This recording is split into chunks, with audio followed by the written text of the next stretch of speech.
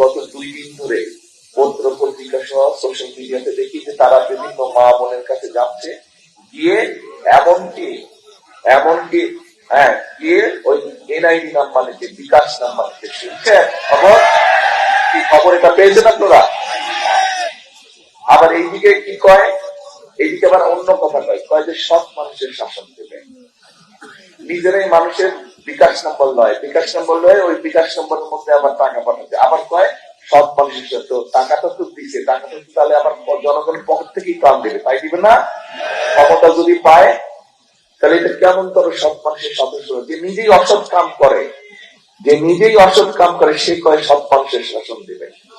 কথা কি কোন অর্থ দাঁড়ালো কথা?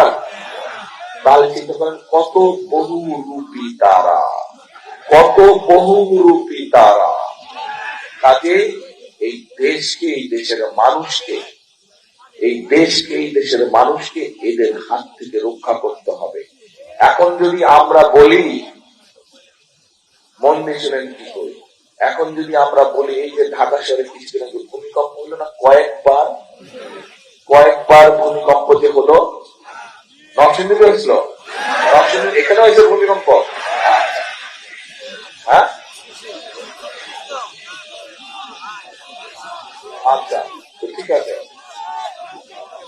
উৎপত্তিস্থল। আচ্ছা, এখন যদি আমরা বলি এদের এইসব শিরকের জন্য আল্লাহ সতর্ক বার্তা দিচ্ছে আমাদের, তাহলে এদের এই মিথ্যাচার, এদের এই মুনাফিকি, এদের এই শিরকের জন্য আল্লাহ হুঁশিয়ারি দিয়েছে যে তোরা এগুলা বন্ধ কর, না হলে এখানে বলি।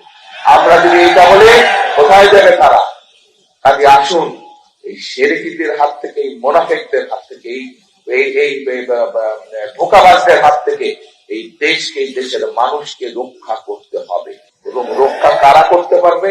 রক্ষা করতে পারবে একমাত্র এই দেশের গণতান্ত্রিকামী মানুষ, এই দেশের স্বাধীনতা সার্বভৌমত্বে যারা বিশ্বাস করে, একমাত্র তারা এই দেশের জনগণ রক্ষা করতে